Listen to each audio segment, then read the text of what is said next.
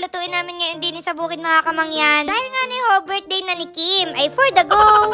Ay nung nakaraan pa nga ni ho, nag-request rin sa akin si Kim na magluto nga ni raw ho kami ng dumplings para ho sa birthday niya. Ay nung una nga ni ho, hindi ko pa alam kung ano yung inatukoy niya na dumplings kasi syempre ang alam ko lang naman ay mga siopaw, siomay. Pero yun ho pala, ay parang siomay din na kakaiba lamang ang itsura. Huy, itsura! Dahil nga ni ho, birthday niya, syempre pagbigyan natin siya, ngayon lang to. Huy! Bali 1 kilo nga nila ho pala na giniling yung binili namin. Gawa ng marami naman na huya ang magagawa. Kung yung giniling nilagay na doon sa pinakang wrapper noong dumplings, ay kukunti lang din naman yung alagay doon. Pag marami yung giniling yung nilagay doon, abay delikado, baka mamaya pagkakita ko doon sa inaluto busdi-busdi na. Ari habang busy-busy nga niya ako sa pagluluto noong karne na alagay ho doon sa dumplings, si Julina ho at saka arang si birthday boy, aba dapat talaga'y matulong ka din kahit ikaw yung may birthday. Ari ho at nagaintindi para doon sa chili garlic oil. Siyempre, yun talaga yung pinakamasarap na pangtambal doon sa ating dumplings. Medyo marami-rami ho pala yung sili mga kamangyan. Gawa ng yan ho ay pinitas din sa tabi-tabi. O tingnan nyo, nakakapag-ani na kahit papaano. Grabe, sobrang yaman. Niluto ko na rin ho pala aring giniling mga kamangyan. Gawa ng mamaya ho ay saglit laang naman yung pagluluto noong dumpling. Ay siyempre, para sure talaga na makakain yung nasa loob, ay din niluto ko ng gayaan. Ayan, pinagayat ko na rin ho pala kay Ate Tintin yung mga alahok ho na gulay doon sa karne. Kaya minagayat laang naman ho yan mga kamangyan. Gawa ng yan ho ay alagay pa doon sa food processor para talagang giling na giling. Talagang giling na giling. Ho, pinong-pino talaga siya. Nung matapos na nga ho yung paggagayat ng gulay, ay erang si kuya ay pumunta pa ho din sa kabilang bahay para ho makisaksak laang na ng food processor. Gawa ng alam nyo naman, wala namang kuryente doon sa kubo. Arte naman ho kasi yung food processor na yan, ayaw gumana ng walang kuryente. Dati ho mga kamangyan, kapag ay na dapat pinong-pino talaga yung sa gulay, sa karne, ang inagamit ho talaga namin ay gulo, kutsilyo. Kaso nga nila ang humangalay talaga sa kamay, pero kaya din naman. Kaibahan lang ho, yung iba doon ay pinong-pino, meron din namang hindi, meron pang buo-buo, gayaan. Grabe, pasensya na kayo. Bali din ho, pinagsama-sama ko lang yung karne, tapos ho yung mga gulay, tapos syempre, paminta, toyo, tapos ho, aring itlog, at syempre ho, hindi mawawala, aring Good Life sesame oil. Ano talaga yung paborito namin gamitin mga kamangyan, gawa ng napapa-level up ho namin yung mga simpleng lutuin namin din sa bahay kubo. Talagang parang quality na ng mga nasa restaurant. Huy! Dahil ho yun doon sa authentic Asian flavor and aroma. At syempre ho, made with oil from toasted sesame seeds. O, shala! At hindi lang ho ari pang aroma, perfect din for the sauce. Huy! Tapos naglagay na rin ho pala ako diyan ng oyster sauce ng Good Life pa rin mga kamangyan. Tapos ayan, mekos-mekos na yan insan. Inalo ko nga ni Oring mabuti para syempre magsama-sama yung lasa, mas lalong sumarap. Hala, napaka-uwi. Lalo nga ni Oring dumami gawa ng syempre nalahukan na ng mga gulay. Kaya saktong-sakto lang yung 1 kilong karne. Hala, nakatipid. After ho niyan, kinuha ko na rin ho yung pinakang wrapper noong dumpling. Yan ho yung kinaibahan naman doon sa siomay. Gawa ng diga yung wrapper nun ay square. So dini ho, bilog. So ayan, nagpatulong na nga nila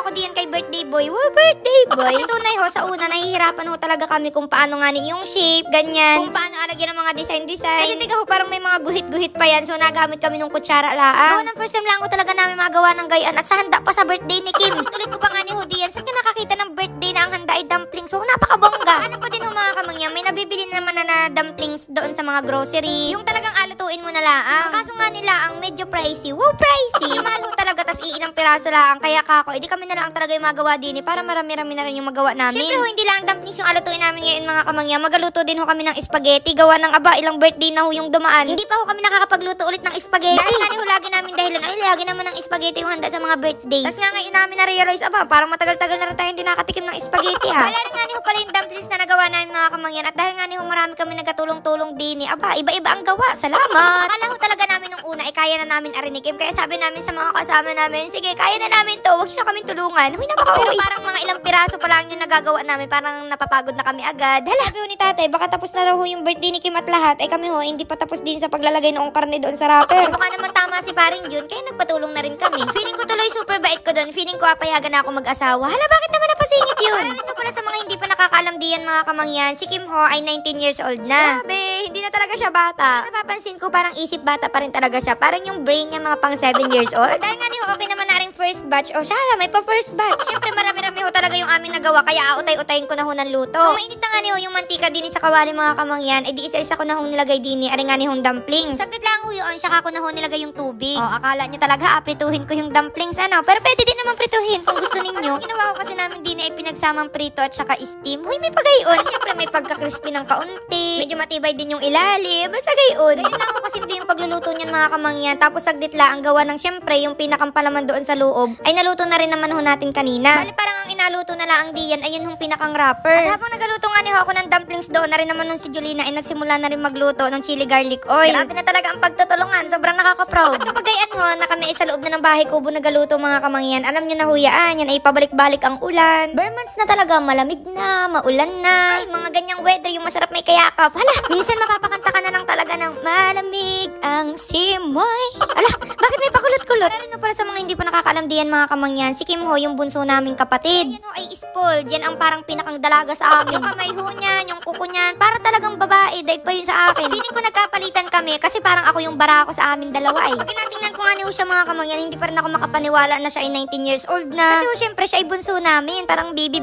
Woo, baby. Sobrang bilis ho talaga ng panahon mga kamangyan. Tanda-tanda ko pa kung paano kami mag-away niyaan, nung talagang halos kami magpatayan ng dalawa. Lalo na ho si Julina, yan talagang pinakamatinding kaaway niyan. Pero sa tunay naman ho mga kamangyan, kung seryosong usapan, ay yan ay napaka-matured niya ni Kim. Mas okay ho ang pag-iisip niya kumpara sa akin. Hala, nga ni ho feeling niya may mali akong nagagawa or may mali sa mga inakilos ko. Siya mismo yung nagasabi sa akin. In a good way. Talaga naman parang mag-best friend. Tapos alam niyo ho mga kamangyan, ang pinakabanding namin niya ni Kim, kunyari, pag mga hapon na magayakag ako na bumili ng balot. Kahit may bilihan din malapit sa amin, dun pa ho ako gayakag sa bayan. Kasi ho, parang road trip na rin gayaan. Mamaya ko na ho atuloy yung aking kwento at arin at naluto na nga ni ho, yun nga ni ho mga dumplings. Ang grabe, tingnan nyo naman, sobrang nakakatakam yung itsura, tapos nilagay ko na nga ni ho diyan yung pinakang sauce. So ayan, tali arin na nga ni ho pala yung dumplings natin mga kamangyan at grabe, sobrang sarap. Feeling ko, araw-arawin na namin yung luto ng garni. Hoy, napaka-uwi. Pero legit mga kamangyan, pagkatikim ko, parang hindi lang siya pang merienda, parang ang sarap din yung pang ulam. Sinabi ko na nga ni ho, gawa ng panigurado, naku, mauubos yung kakapapak ng mga are-aroy. At dahil nga ni ho, naluto na yung dumplings mga kamangyan, kako ay magaluto naman ho ako nung parang nga ni ho sa spaghetti. Inuna ko na nga ni ho muna lutuin din ni nga ni hong pasta. Natutuwa nga ni ho kami ngayon gawa ng syempre kahit papaano na perfect na namin yung pagluluto ng ng spaghetti. Dahil nga ni ho dati nung mga bata pa kami, hindi talaga yan ma-perfect ni nanay. Pero masarap po talaga siya magluto, kahinaan niya lang talaga yung mga gayang pasta. Naluto ho yun si nanay ng spaghetti tuwing Pasko. Tapos mamalay kami lutak, minsan matigas yung pasta. Inatawanan na lang ho namin pero nauubos pa rin namin kasi syempre masarap pa rin naman. Kaya nga ni ho kami nagkatabaan, ay sobrang sarap talaga magluto ng pang-ulam niya ni nanay. Huy, sabay bawi. So ngayon ho, ang ginagawa naman nila diyan, nagagayat ng mga panlahok doon sa pinakang sauce noong spaghetti. At balik na ho tayo dun sa inakwento ko kanina mga kamangyan, ang banding nga ni ho namin ni Kim ay yung pagbibili nga ni ho ng balot doon sa bayan. Tapos alam nyo ga, nakamotor lang kami, inaabot talaga kami ng mga 2 hours, 3 hours. Hindi ho dahil malayo yung bayan, kundi sobrang bagal ng pagpapatakbo ni Kim ng motor. Kasi nga ni, sobrang na-enjoy namin yung kwentuhan, about sa love life, sa mga buhay-buhay, gayaan. Pag ako'y nagsalita, makikinig siya ng sobra-sobra, tapos mag-ano din siya, mag-advise.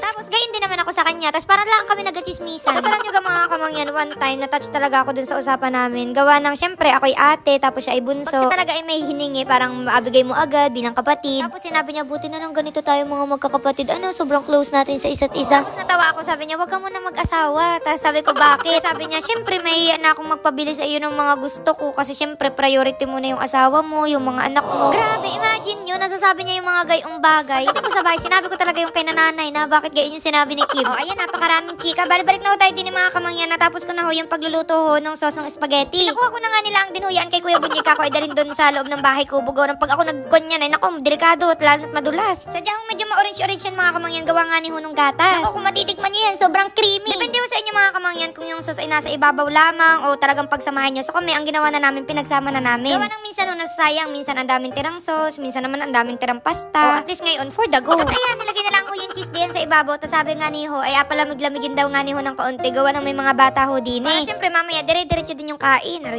So ayan, dahil nga ni ho birthday ni Kim, ayan, nag-design na rin dyan ng very light. Simpleng celebration lang ho din sa aming bahay kubo. Naks naman. So natawa pa nga niya ako din kina kuya. Gawa ng may natira pa daw na hotdog. Kaya ayan, tingnan nyo naman at nag-ihaw-ihaw din eh. Akala may mga batang nagaluto-lutuan. Panigurado, pagalitan niya ni Maring Lourdes mamaya. Gawa ng yung kanyang tinidor diyan. Ay tingnan nyo naman ang ginawa. Nagtataka pa nga niya ako kung bakit ang tahimik ng aking pamangkin. Aba, ay busy din eh. Kakanood sa cellphone. So si Paring Junyo, ayan, nakikinood lang doon sa apo niya. Abay, nakakatuwa din naman yung tingnan ay kapag gayaan. Kesa na yung nagaligalig diyan. Talaga yung nagalupag isasahin. Kanina din pala mga kamangyan, nag-try sila na magprito noon nga ni hong dumpling. At tingnan nyo naman no, si Asher, yung aking pamangkin. Enjoy na enjoy sa pagkain. Kada kagat ay may pagsayaw pa. Aba, ayos. Bago kami magsimula din ni mga kamangyan ay diary at kinantahan ho muna namin si Kim Dini ng happy birthday. Happy birthday to you. Kasi tatawa nga ni ho kami diyan gawa ng aking pamangkin yan, yung inapakaabangan diyan, yung kandila. Para siya yung mahihi. Ay kahit nga ni ho hilahin ni Kim, abay inahila din niya, napakalakas mong bata ka. Sabi pa nga ni ho namin din ay pwede nang maging katulong ni tatay sa bukid, mag-araro ka doon. Hala, bakit naman napunta doon? Ay nga ni ho, okay naman na mga kamangyan. yan ay alam niyo na ho, kumuha na ho kayo ng bahaw diyan kahit wala namang pang ulam din eh. At kami ho ay sabayan niyo ng kumain. Ay for the go. Ay hapon na rin ho kasi mga kamangyan. Kaya hindi na ho kami nagluto pa ng mga pang ulam, gayaan. Bali, arehong handa ni Kim ay parang merienda na rin namin. Grabe namang merienda yan. Alam nyo ga, lahat ho kami dito ay first time na ang din makatikim ng dumplings at sobrang nagustuhan ho talaga namin. Ang lambot to kasi nung wrapper niya tapos ang lasa noong nasa loob. Kaya ho naparami talaga yung pagkain namin din eh. Salamat. So ayun kay Kim, wala naman kaming ibang wish kundi maging masaya ka lang sa iyong buhay. Dito lang kami mga ate, kuya mo, si nanay at si tatay para i-guide ka sa mga plano mo sa buhay. Ayoko na mag-message pa na madami, baka maiyak ako dito. Grabe napaka-arte. So ayun mga kamangyan, mamili pa rin ako ng bibigyan ng gift. Basta i-follow nyo lang ang ating page at i-share yung video, no? O siya, hanggang dito na lang ang ating video. Tatanungin ko muna si Kim kung anong gusto niyang pa-birthday. Bye-bye, love you. Okay.